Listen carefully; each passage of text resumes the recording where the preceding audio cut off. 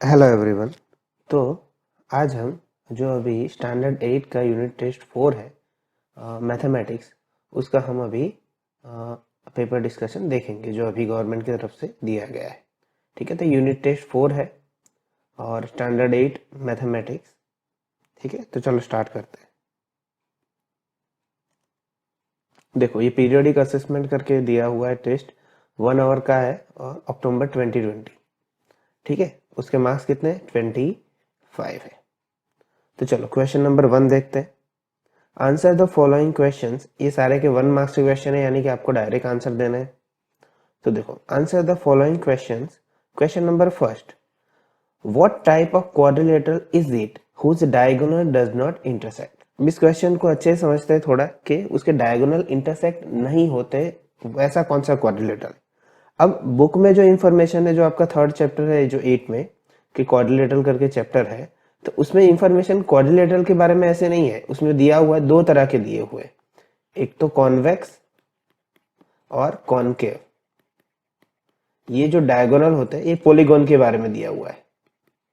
इसे समझना अच्छे से कि कॉन्वेक्स और कॉनकेव की बात चल रही है यहाँ पे, कि कॉन्वेक्स पॉलीगॉन क्या होते हैं और कॉनकेव पॉलीगॉन क्या होते हैं। तो कॉन्वेक्स किसे कहते हैं?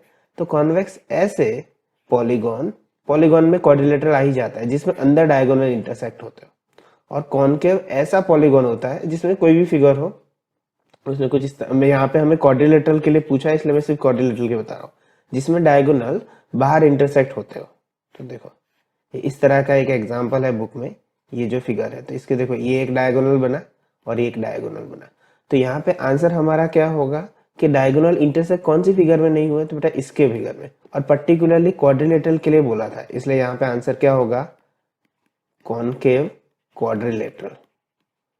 Concave quadrilateral. हाँ, बुक में कोई कॉनकेव क्वाड्रिलेटरल नहीं लिखा हुआ है, बट बुक में कॉनकेव पॉलीगॉन के बारे में दिया हुआ है, और पॉलीगॉन के अंदर ही लाइन सेगमेंट से जो फिगर बनती है वो आ जाती है। ठीक है, इसलिए यहाँ पे आंसर होगा कॉनकेव क्वाड्रिलेटरल। सेकंड क्वेश्चन देखो, the quadrilateral in which the measurement of four side are equal but measurement of all four angles are not equal, तो what type of quadrilateral is it. यानी कि सारे side same हो पर सारे angle ना same हो। तो बेटा देखो, सारे साइड सेम हो वैसे तो दो फिगर है हमारे पास, एक तो स्क्वायर है और दूसरा है रोम्बस। ठीक है, तो दोनों ही सारे साइड इक्वल, पर देखो स्क्वायर में तो सारे ही एंगल 90 होते, रोम्बस में सारे साइड इक्वल होते हैं but opposite angle only equal होते। तो यहाँ पे आंसर क्या होगा, रोम्बस। यहाँ पे तो कंडीशन क्या पूछी थी हमें कि ऑल फोर एंगल, तो रोम्बस में सारे एंगल इक्वल नहीं होते पर साइड सारे सेम होते, तो आंसर होगा रोम्बस। क्वेश्चन नंबर 3 देखते, the quadrilateral having one pair of opposite side are parallel out of both of pairs, which type of quadrilateral it is. तो यहाँ पे एक पेयर जो है, एक पेयर यानी कि उसमें दो साइड, तो वो ट्रेपेजियम होगा, कुछ इस तरह से फिगर होता है। ठीक है, तो ये जो दो साइड्स है वो पैरेलल है, ये दोनों नॉन पैरेलल है। ठीक है, ये पैरेलल नहीं होती है, ये ऊपर वाली जो साइड है ये और ये दोनों पैरेलल होती है, तो यहाँ पे आंसर होगा ट्रेपेजियम। ठीक है, question number 4, name of the quadrilateral whose opposite sides are parallel. अब क्वेश्चन नंबर 4 में थोड़ा कंफ्यूजन है, क्योंकि अगर क्वाड्रिलेटरल उसके अपोजिट साइड पैरेलल हो तो वो आंसर पैरेललोग्राम होता है। ठीक है, इसका आंसर होगा पैरेललोग्राम। पर गुजरात बोर्ड में इंग्लिश मीडियम और गुजराती मीडियम का दोनों का पेपर सेम होता है, तो उसमें ये प्रॉब्लम है कि ये जो नीचे वाला क्वेश्चन आपको जो दिख रहा है फोर्थ, वो गुजराती मीडियम का ही फोर्थ क्वेश्चन है, यही सेम पेपर का। पर उसमें कौन सा क्वेश्चन दिया है, तो ध्यान से देखो, ये दोनों इक्वल ही है, पर देखो इसमें फोर्थ क्वेश्चन कौन सा दिया है, जे चतुष्कोण में समान लंबाई वाली पास पासेनी बाजुनी बे अलग अलग जोड़ होय तो ते चतुष्कोण प्रकार जणाओ। तो गुजराती मीडियम में जो फोर्थ क्वेश्चन है उसका आंसर काइट होगा। इसका मैं इंग्लिश में भी ट्रांसलेशन बता देता हूं कि ये जो क्वाड्रिलेटरल होता है उसमें पास पासेनी बाजू मींस एडजेसेंट साइड, जो एडजेसेंट साइड होती है वो इक्वल लेंथ की होती है, तो वो सिर्फ काइट में होता है। बट यही क्वेश्चन इंग्लिश मीडियम में ये दिया हुआ है कि quadrilateral whose opposite side parallel, तो इसका आंसर पैरेललोग्राम होगा। तो गुजराती मीडियम में फोर्थ का आंसर काइट होता है, जबकि इंग्लिश मीडियम का जो पेपर है उसमें फोर्थ का क्वेश्चन का आंसर पैरेललोग्राम होता है। नंबर 5 देखो, what is the name of the quadrilateral whose both pairs of the sides are parallel। ठीक है, तो वही ऊपर वाला ही क्वेश्चन है, दोनों साइड पैरेलल होती है तो वो भी क्या आएगा, पैरेललोग्राम आएगा। ठीक है, तो ये क्या हो जाएगी, बोथ पैरेलल, दोनों में आंसर क्या आएगा, पैरेललोग्राम आएगा। Number 2, do as directed. Okay, वो भी 1 मार्क्स से क्वेश्चन है। The measure of the 3 angles of quadrilateral 30, 70 and 100, find out the measurement of 4th angle. अब क्वाड्रिलेटरल है, ठीक है, तो क्वाड्रिलेटरल के जो इंटीरियर एंगल होते हैं उनकी एंगल सम प्रॉपर्टी क्या होती है, सबका एडिशन 360 होता है। तो 4th एंगल x ले लेते हैं हम, तो हम ये स्टेटमेंट लिखेंगे कि जो क्वाड्रिलेटरल होता है उसके इंटीरियर एंगल सम प्रॉपर्टी के हिसाब से इन सबका एडिशन 30 प्लस 70 प्लस 100 प्लस चौथा एंगल हम x ले लेते हैं, कितना होता है 360। तो 100 प्लस 70 170, 170 प्लस 30 200, तो यहाँ पे क्या होगा 200 plus x is equal to 360, which means we get x is equal to 360 minus 200, we get 160। तो वो जो 4th एंगल है उसका मेजर क्या होगा, 160 डिग्री होगा। सेकंड क्वेश्चन हम देख लेते हैं। The measurement of one side of equilateral quadrilateral is 10 centimeter. What is the perimeter of quadrilateral? देखो, इक्विलेटरल क्वाड्रिलेटरल का मतलब होता है उसकी चारों साइड इक्वल होती है। ठीक है, तो उसका यहाँ पे 10 सेंटीमीटर दिया है एक साइड, तो मान लो ये स्क्वायर है इक्विलेटरल क्वाड्रिलेटरल यानी कि, तो ये 10 है तो सारे ही क्या हो जाएंगे, 10 हो जाएंगे। अब उसका पेरीमीटर कहा गया है हमें, तो पेरीमीटर का मतलब क्या होता है, एडिशन ऑफ ऑल साइड, कोई भी फिगर हो तो 10 प्लस 10 प्लस 10 कितना हो जाएगा, 40 सेंटीमीटर हो जाएगा। ठीक है, इन चारों 10 का एडिशन करेंगे तो 40 सेंटीमीटर हमारा आंसर होगा। क्वेश्चन नंबर 3 देखते हैं। The perimeter of square is 100 centimetre. Okay, perimeter of square 100 centimetre है। What will be the measure of each side. तो पेरीमीटर ऑफ स्क्वायर का फॉर्मूला क्या होता है, थर्ड क्वेश्चन में पेरीमीटर ऑफ स्क्वायर, तो पेरीमीटर ऑफ स्क्वायर क्या होता है, 4 इंटू साइड होता है। तो पेरीमीटर हमें कितना दिया हुआ है, 100 सेंटीमीटर दिया हुआ है, तो 4 इंटू साइड, तो क्या होगा 100 डिवाइड में 4 आ जाएगा is equal to side, which means we get 100 upon 4 25 centimetre. तो ईच साइड ऑफ मेजर कितना होगा, 100 सेंटीमीटर। फोर्थ क्वेश्चन देखो, पैरेललोग्राम बेस्ट, यहाँ पे दिया हुआ है BEST is given below, find the measurement of angle x and angle y। तो बेटा देखो, पैरेललोग्राम की प्रॉपर्टी क्या होती है कि अपोजिट साइड पैरेलल होते और अपोजिट एंगल इक्वल होते हैं उसमें पैरेललोग्राम में। तो उसी के हिसाब से अगर देखा जाए तो x और 100 क्या हो जाएंगे, इक्वल हो जाएंगे। मैं यहाँ पे फोर्थ का आंसर लिखता हूँ कि angle x is equal to 100 हो जाएगा। Y, because opposite angles of parallelogram is equal, reason लिखना पड़ता है। ठीक है, अगर ये हो गया, अब पैरेललोग्राम में अगर दो लाइन पैरेलल होगी, ये BE और TS ये दोनों अगर पैरेलल होगी, तो अगर इसे थोड़ा हम लंबा कर दे तो ये क्या हो जाएगा, ES क्या हो जाएगा, ट्रांसवर्सल हो जाएगा, क्योंकि ट्रांसवर्सल कहाँ होती है, दो लाइन पैरेलल होती है उसी में से होती है। तो x और y क्या हो जाएंगे, तो ट्रांसवर्सल में कौन से एंगल होते हैं, कि इंटीरियर एंगल होते हैं, एक्सटीरियर एंगल होते हैं, कोरस्पॉन्डिंग एंगल होते हैं, अल्टरनेट इंटीरियर एंगल होते हैं, अल्टरनेट एक्सटीरियर एंगल होते हैं। तो उसमें से x और y ये कौन से, एक छोड़ के एक एंगल है, तो ये कौन से होंगे, कोरस्पॉन्डिंग एंगल होंगे। तो x is equal to y आ जाएगा। इसका रीजन लिखो कि आप कोरस्पॉन्डिंग एंगल लिखते हो।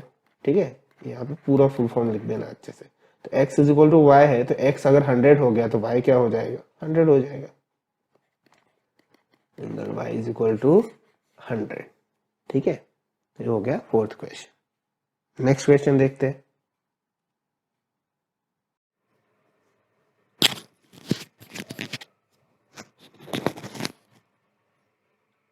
ओके, थर्ड में क्वेश्चन नंबर 1 देखते हैं। Construct an equilateral quadrilateral, find FINE, then in which NE is equal to 4.5 centimetre and EI is equal to 6 centimetre. तो हम सबसे पहले इसका एक रफ फिगर ड्रॉ कर लेंगे। ठीक है, तो यहाँ पे रफ फिगर एक ड्रॉ कर लेते हैं कि FIN ही है, तो उसे हम इस तरह से, ये रोम्बस है। ठीक है, रोम्बस जैसा फिगर बनेगा क्योंकि सारे साइड इक्वल है, इसलिए यहाँ वैसे वो स्क्वायर भी बनता है, पर यहाँ पे हम रोम्बस के हिसाब से ड्रॉ करेंगे। ठीक है, आप दोनों में से कोई भी ड्रॉ कर सकते हो। तो यहाँ पे देखो FINE, F I N E का मतलब क्या होता है, यहाँ पे एन ई एक साइड है, तो मैं यहाँ पे एफ आई एन ई लिख लेता हूँ। तो वो 4.5 सेंटीमीटर दी है। ठीक है, इसका मतलब ये सारे के सारे साइड क्या होंगे, 4.5 होंगे। क्यों? क्योंकि हमें इक्विलेटरल क्वाड्रिलेटरल ड्रॉ करना है, यानी कि सारे साइड कैसे होंगे, इक्वल होंगे। और ई आई कितना होना चाहिए, 6 सेंटीमीटर होना चाहिए। ठीक है, तो मैंने स्टेप्स ऑफ कंस्ट्रक्शन भी साथ में लिख दिए ताकि उसमें टाइम वेस्ट ना हो। तो चलो अच्छे से देखते हैं, स्टार्ट करते हैं। इस तरह के हमें फिगर बनानी है। तो चलो सबसे पहले क्या किया हुआ है, हम फर्स्ट स्टेप करेंगे कि ई आई जो है डायगोनल है वो हम सबसे पहले ड्रॉ करेंगे। डायगोनल ई आई कितना है, 6 सेंटीमीटर का है। तो चलो ड्रॉ कर देते हैं उसको। तो यहाँ पे हम 6 सेंटीमीटर ले लेते हैं। ठीक है, तो यहाँ से एग्जैक्ट 6 सेंटीमीटर कुछ इस तरह से हो जाएगा, 0 से लेके 6 तक। ठीक है, इसको क्या नाम दे दो, ई, एंड इसके ऊपर भी थोड़ा डार्क कर दो आई। ठीक है, तो ये 6 सेंटीमीटर का है। ओके, तो हम पहला स्टेप लिखेंगे, draw E I is equal to 6 centimetre. ये मैंने दूसरे मेथड से किया था जो बाइसेक्ट करके भी होता है, पर उसकी ज़रूरत नहीं, उससे इजी भी बाद में मुझे याद आया, तो पहले मैंने इसको रफ कर दिया। तो देखो पहला स्टेप क्या होगा, स्टेप्स ऑफ कंस्ट्रक्शन भी हम लिखते जाएंगे। Draw a E I is equal to 6 centimetre. Okay, E I segment हमने ड्रॉ किया। उसके बाद हम क्या करेंगे, हमें क्या चाहिए, ई से लेके एफ तक और आई से लेके एफ तक 4.5 चाहिए। तो सबसे पहले 4.5 का राउंडर पे स्केल मेजर करो। तो 4.5 का कितना होता है, तो देखो ये रहा 4.5 और यहाँ 0 तक। ठीक है, तो अब ई से लेके एक आर्क ड्रॉ करो और वही आर्क कहाँ से, आई से लेके करो। 4.5 ऊपर होगा, उसे अब उन दोनों को ज्वाइन कर दो। ठीक है, उन दोनों को हम क्या कर देते हैं, ज्वाइन कर देते हैं। तो यहाँ पे चला जाएगा, उसके बाद यहाँ पे आई के साथ ज्वाइन कर देते हैं। ठीक है, तो इसे हम क्या नाम दे देंगे, तो ऊपर देख लो हमने एफ नाम दिया हुआ है, तो ये क्या हो जाए एफ। इनके मेजरमेंट लिख दो ऑलवेज, 4.5 सेंटीमीटर, 4.5 सेंटीमीटर। अब मेरा वही चीज़ जो हमने ऊपर की वही अब कहाँ करेंगे, डाउन करेंगे नीचे। ठीक है, 4.5 हमने मेजर लिया ही हुआ था, उसे मैंने चेंज नहीं किया है क्योंकि 4.5 ही रखना है। तो यहाँ पे हम इस तरह से एक आर्क ड्रॉ कर लेंगे, उसी तरह से आई से लेके कर देंगे।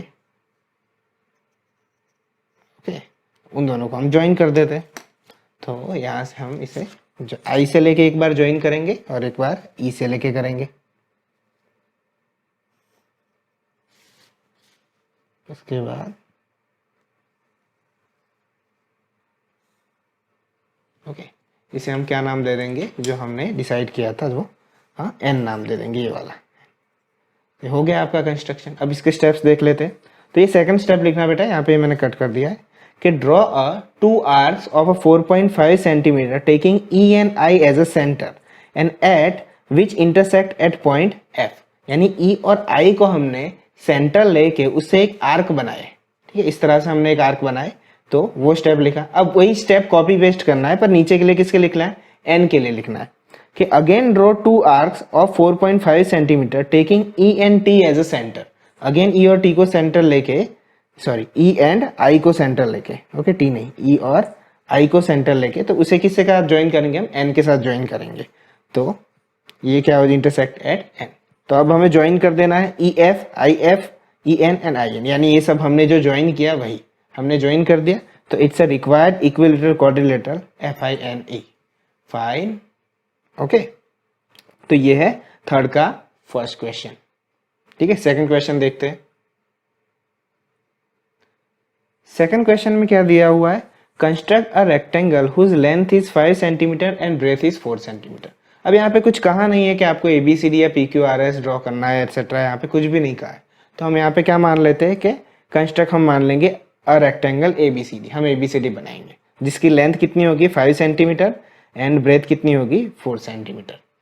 ठीक है, सबसे पहला हम स्टेप स्टार्ट करते हैं। Draw line segment A B is equal to 5 centimetre. हम ए बी को 5 सेंटीमीटर ले लेते हैं लेंथ को, तो यहाँ पे हम ड्रॉ कर देते हैं कि ए बी कितना ड्रॉ करेंगे 5 सेंटीमीटर।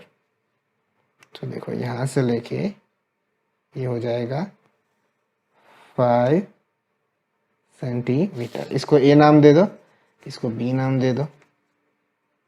ठीक है, थोड़ा यहाँ पे डार्क करो ताकि आपको समझ में आ जाए, 5 सेंटीमीटर। ठीक है, इतना ले लिया। अब बेटा देखो रेक्टेंगल में अब ब्रेथ कितने 4 सेंटीमीटर, ठीक है 4 सेंटीमीटर दी हुई है हमें ब्रेथ, यानी कि यहाँ से सी या डी आएंगे कहीं ना कहीं पे। बट प्रॉब्लम इज दैट कि आप डायरेक्ट ड्रॉ नहीं कर सकते ऐसे कर्व करके, आपको पहले रेक्टेंगल में सारे एंगल कैसे होते हैं 90 होते हैं, तो आपको ए और बी के साथ आपको क्या बनाना है 90 एंगल बनाने हैं, ठीक है। तो 90 एंगल हम कैसे बनाएंगे, तो 90 एंगल हम किस तरह से बनाते हैं देख लो। तो ये जो ए है उसके साथ हम एक 90 एंगल बनाएंगे। तो एक ही मिनट, तो चलो एक हम यहाँ पे एंगल बना लेते हैं 90। तो सबसे पहले 90 के लिए हम क्या करते हैं 60 और 120 बनाते हैं, ठीक है। यहाँ पे 60 किस तरह से बनाएंगे, यहाँ से ये जो हो जाएगा वो 60 और यहाँ से एक ले लेंगे तो 120, ठीक है। ये 120 हो गया, एक 60 हो गया एक 120 हो गया। उसके बाद एक हम आर्क यहाँ बनाएंगे और एक आर्क हम यहाँ बनाएंगे, तो इन दोनों को हम ज्वाइन कर देंगे तो ये क्या हो जाएगा 90 हो जाएगा। बट सिमिलरली ए अगर 90 होगा तो बी भी क्या होगा 90 होगा, तो उसी के हिसाब से हम बी के यहाँ भी 90 ड्रॉ करेंगे, ठीक है। अब यहाँ पे आगे लाइन सेगमेंट है नहीं तो हम यहाँ से ड्रॉ करेंगे उसका। ये हो गया 60 और उसके बाद यहाँ पे हो जाएगा 120, ओके एक ही मिनट 120 हो जाएगा। अब यहाँ से एक बार इन दोनों के बीच में यहाँ पे और एक क्या हो जाएगा यहाँ पे, ठीक है। अब इन दोनों को हम ज्वाइन कर लेते हैं, तो यहाँ पे हम इन दोनों को ज्वाइन कर लेंगे, देखो क्या होगा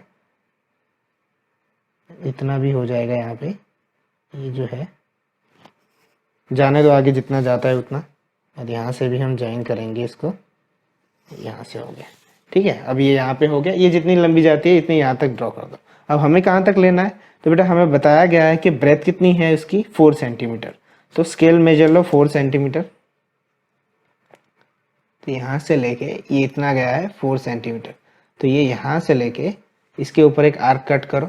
सिमिलरली बेटा यहाँ पे होगा क्योंकि वहाँ भी ब्रेथ तो सेम ही होगी, और इन दोनों पॉइंट को क्या नाम दे दो ए बी, इसको सी नाम दे दो और इसको क्या नाम दे दो डी, और हम क्या करेंगे सी और डी को ज्वाइन कर लेंगे।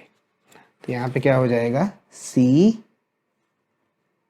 और डी, ये क्या हो जाएंगे ज्वाइन हो जाएंगे, ठीक है, और वो भी क्या हो जाएंगे 90 हो जाएंगे। तो यहाँ पे हमारा आंसर क्या होगा A B C D draw हो गया। अब स्टेप्स देख लेते हैं कि हमने क्या किया, construct 90 angle at the both of the point A and B produce sides, okay. A और बी के साथ हमने 90 एंगल ड्रॉ किया, उसके बाद दोनों में से साइड प्रोड्यूस की और उसे क्या नाम दिए सी और डी दिए। बट सी और डी कब दिए, जब 4.5 का हमने आर्क ड्रॉ किया तब। तो and draw 2 arc of radius 4 centimetre, 4.5 नहीं sorry 4, draw 2 arcs of a radius 4 centimetre from the point A and B respectively. हमने ए से लेके डी तक 4 किया सेंटीमीटर और बी से लेके सी तक, ओके।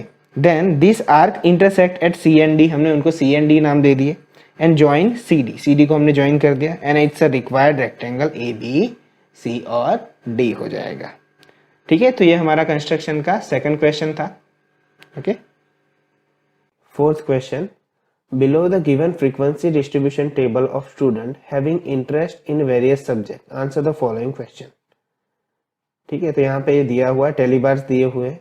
अब टेलीमार्क्स जब भी दिए जाते हैं तो इसके साथ साथ में फ्रीक्वेंसी टेबल एक बना दिया करो, ठीक है। बुक में भी इस तरह से आपको दिया हुआ है, यहाँ पे हम फ्रीक्वेंसी का एक टेबल बना देते हैं, ठीक है। मैं शॉर्ट फॉर्म लिखता हूँ, ये जो है फ्रीक्वेंसी हम कैसे काउंट करते हैं 1 2 3 4 और 1 5 6 और 7, तो यहाँ पे लिख दो 7 है। किस कोई सब्जेक्ट दिया हुआ है 8, मैथ्स में कितनी है फ्रीक्वेंसी 5 है, वैसे यहाँ 5 और 1 6 है, यहाँ पे 4 है, ठीक। अब आंसर तो आंसर ऐसे इजी हो जाते हैं देने के। How many student are show in the frequency distribution, ये कितने स्टूडेंट्स यहाँ पे डिस्ट्रीब्यूशन में टोटल दिए गए हैं।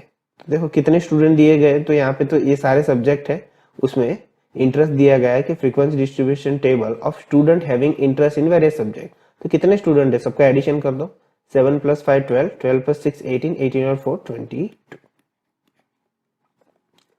Which subject is the maximum number of showing interest and how many?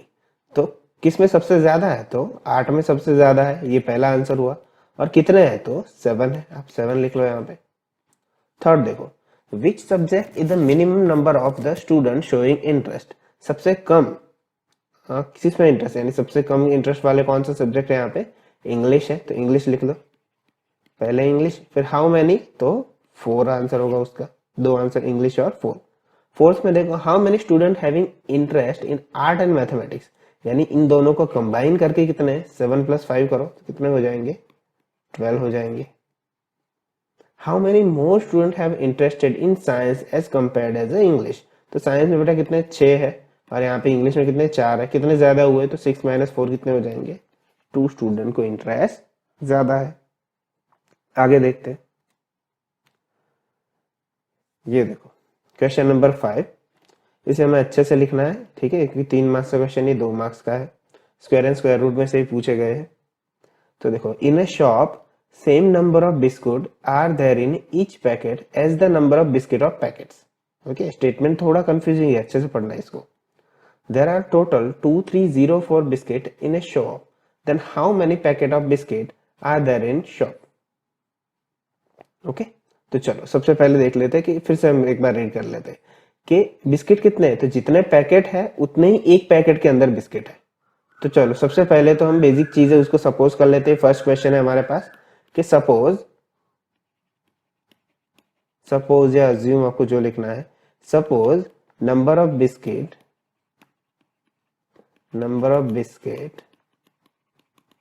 In each packet is x।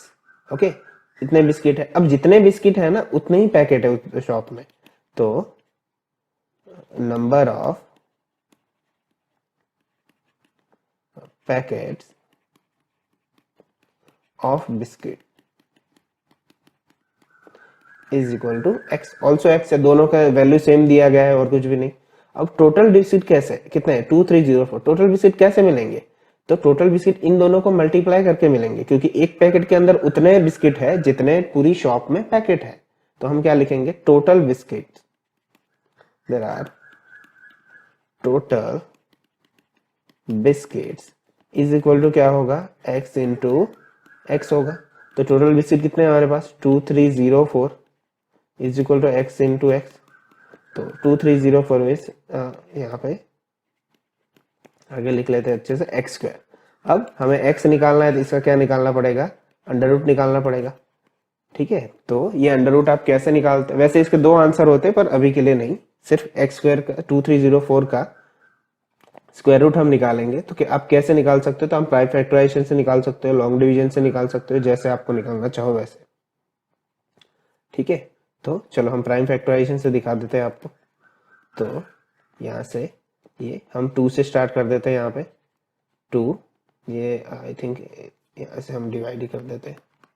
तो ये 2 1 ज़ा 2 3, 2 1 ज़ा 2 1 0, 2 5 ज़ा 10 एंड 2 2 ज़ा हो जाएगा। तो ये क्या हो जाएगा, 1152। अगेन ये 2 से होगा, तो 1152 को 2 से करो, तो 2 5 ज़ा 10 1 5, 2 7 ज़ा 14 1 2, 2 6 ज़ा 12। देखो तो ये क्या हो जाएगा, हाँ 576।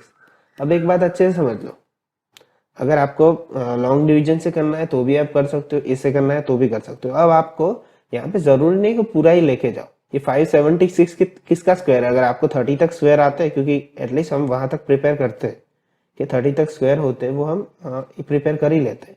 576 हमें डायरेक्ट दिख जाता है, 576 किसका स्क्वायर है, 24 का स्क्वायर है। देखो ये अब डायरेक्ट लिख दो इसको, तो इसका मतलब क्या हुआ, यहाँ पे 1। तो यहाँ पे ये इस तरह से है कि 2 इंटू 2 इंटू 24 इंटू 24। अगर आपको 24 का स्क्वायर नहीं आता है तो फिर आपको पूरा करना पड़ेगा वो। तो देखो स्क्वायर रूट हटाओ, तो अंदर के 2 2 की जगह पे एक 2 बचेगा, और 2 24 की जगह पे एक 24 बचेगा, वो हमारा x होगा। तो x इज इक्वल टू क्या होगा, 24 2 ज़ा 48, यानी कि यहाँ पे how many packets of biscuit are there in shop, तो कितने होंगे, 48 पैकेट्स बिस्किट के होंगे, ठीक है। ये फर्स्ट क्वेश्चन था। हम सेकंड क्वेश्चन देख लेते हैं। तो देखो, there are square garden 2025 square centimetre. Okay, square centimetre में दिया हुआ है, इसको आप सेंटीमीटर स्क्वायर भी समझ सकते हो। What is the length of side of a square. तो सबसे पहले एरिया ऑफ स्क्वायर कितना दिया हुआ है, लिख लो इसे अच्छे से। Area of square is equal to 2025 square centimetre. Okay, तो हम सबसे पहले यहाँ पे लेंथ पूछी है ना, तो suppose length of a square, suppose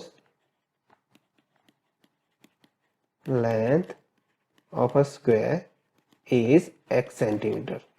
तो यहाँ पे हम लिख देते हैं area of square is equal to क्या होगा, x इंटू एक्स होगा, क्योंकि साइड इंटू साइड, साइड का स्क्वायर होता है। तो एरिया ऑफ स्क्वायर कितना दिया हुआ है हमें, 2025 दिया हुआ है, 2025 square centimetre is equal to क्या होगा, एक्स स्क्वायर होगा। तो वही वापस 2025 इज इक्वल टू एक्स हो जाएगा। अब बेटा देखो पीछे अगर 25 आता है तो ये तो सबसे इजीएस्ट मेथड है, ठीक है, कि 25 को आइडेंटिफाई करना बहुत ही ईजी होता है। कि आपको 25 की ट्रिक क्या होती है कि ये जो होता है यहाँ पे ये 5 पीछे होता है, अगर पीछे 25 होता है तो इसका मतलब 5 पीछे होता है, और यहाँ पे जो 25 है वो क्या हो जाएगा, 5 4 हो जाएगा, तो उसमें जो आगे वाला नंबर होता है वही हमारा आंसर होता है। ठीक है, अगर ये नहीं समझ में आता डोंट वरी, आप प्राइम फैक्टराइजेशन कर लेते हो। ठीक है, तो हम प्राइम फैक्टराइजेशन कर लेते हैं। 5 4 20, 0 5 1 5, ओके 5 5 25, सॉरी, ओके, और ये 5 8 40 और 5 1 81। अब 81 जानते हो आप ये किसका है, 9 का है, और 9 1 का। तो आप ऐसे भी लिख सकते हो इसको, पर अगर ये डायरेक्ट आता है, क्योंकि 25 वाली मेथड बहुत इजी होती है, तो आप ऐसे भी लिख सकते हो इसको 9 इंटू 9। तो ये 2 5 की जगह पे 1 5 लिख सकते हो आप, और 2 9 की जगह पे 1 9, 9 5 45। तो यहाँ पे क्या होगा, x is equal to 45, which means length of each side of square, इसे अच्छे से लिख दो, length of each side of square is 45 centimetre. Unit लिखना मत भूलना, ठीक है, यहाँ पे भी 45 सेंटीमीटर। तो इसका आंसर कितना होगा, 45 सेंटीमीटर होगा। ओके, तो फिर ये हमारा 8th पेपर का था। ठीक है, तो सी यू इन नेक्स्ट वीडियो।